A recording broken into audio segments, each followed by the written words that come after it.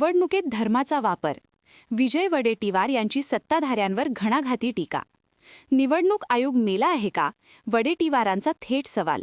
आचारसंहिता लागू असतानाही बेजबाबदार वक्तव्यांवर कारवाई नाही, आरोप. एकीकडे हिंदू मुस्लिम राजकारण, दुसरीकडे MIM सोबत युती, दुट्टप्पीपणावर बोट. निवडणुकीच्या पार्श्वभूमीवर सत्ताधारी पक्षांवर जोरदार टीका करत काँग्रेस नेते विजय वडेट्टीवार यांनी धर्माच्या राजकारणावर घणाघात केला आहे. मतांसाठी हिंदू मुस्लिम अशी बोंबाबोंब केली जाते, तर दुसरीकडे MIM सोबत युती केली जाते. हा दुट्टप्पीपणा असल्याचा आरोप त्यांनी केला. निवडणुकांमध्ये उघडपणा धर्म व जातीय मुद्द्यांचा वापर होत असताना निवडणूक आयोग गप्प का आहे? आयोगाचे अस्तित्व आहे का, की तो सत्ताधाऱ्यांचा गुलाम झाला आहे? असा सवाल वडेट्टीवार यांनी उपस्थित केला. वडेट्टीवार पुढे म्हणाले की आचारसंहिता लागू असतानाही काही मंत्री आणि नेते बेजबाबदार वक्तव्य करत आहेत. जय श्रीराम म्हणणाऱ्यालाच महापौर केले जाईल असे उघडपणे वक्तव्य होत असताना त्यावर कारवाई का केली जात नाही, असा प्रश्न त्यांनी उपस्थित केला. धर्माच्या नावावर समाजात तेढ निर्माण करण्याचा प्रयत्न सुरू असून निवडणूक आयोगाने याची गंभीर दखल घ्यावी, अशी मागणीही त्यांनी केली.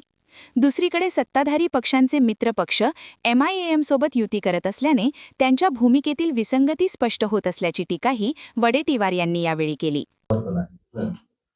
आता हिंदुत्ववादी म्हणणारे आणि हिंदुत्ववाद्याबरोबर सोबत असणारे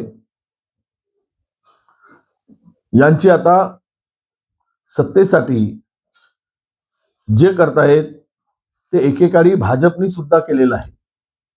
भाजपच्या पूर्वजांनी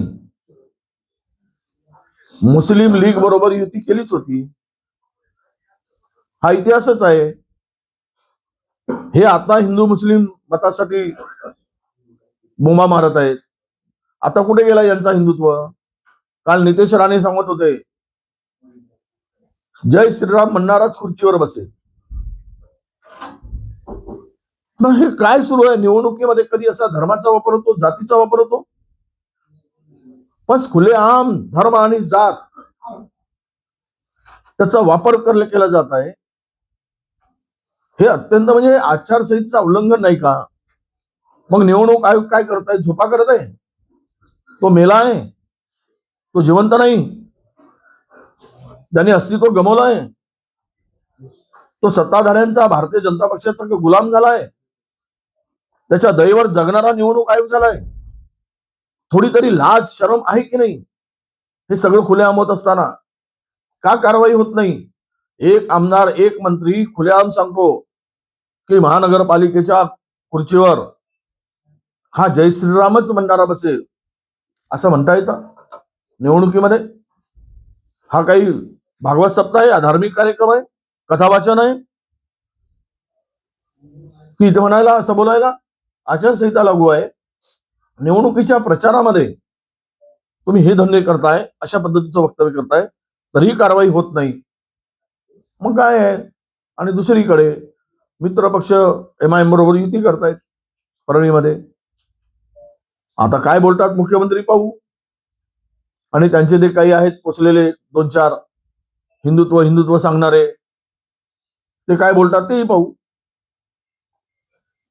भविष्यात क्या आप भी चाहते हैं जटिल रोगों पर विशेष रूप से आयुर्वेदिक उपचार? तो मिलिए 77 वर्षों से आयुर्वेद सेवा में लगी हुई शिवशंकर आयुर्वेदिक एजेंसी, अनुभवी वैद्य डॉक्टर, सभी प्रसिद्ध कंपनियों की दवाइयाँ और सभी प्रकार की जड़ी बूटियों और रोग प्रतिकारक शक्ति बढ़ाने के लिए कई प्रकार की दवाइयाँ प्राप्त करने का एकमात्र विश्वसनीय स्थान। हमारे यहाँ सभी प्रतिष्ठित कंपनियों की दवाइयाँ उपलब्ध है। समय सुबह 10 बजे से रात 9 बजे तक, तो फिर इंतजार किस बात का?